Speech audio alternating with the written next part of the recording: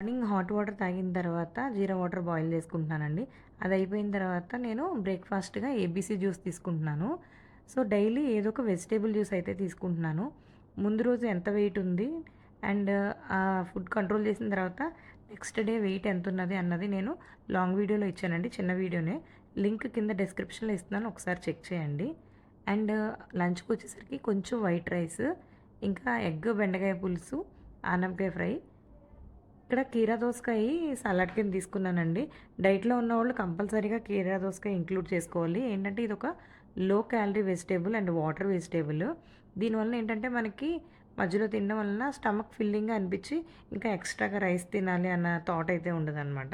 చాలా మంచిది. And next ఆ రోజు నేను స్నాక్ వచ్చి 2 చిన్న చిన్న ఆరెంజెస్ తీసుకున్నాను. నైట్ డిన్నర్ ఏం తీసుకోలేదండి. ఒక స్వీట్ తిన్నానంతే. ఇదంతా నేను వీడియోలో ఎక్స్‌ప్లెయిన్ చేశాను. ఒకసారి చెక్ చేయండి. నచ్చితే లైక్ చేయండి. Thank you so much for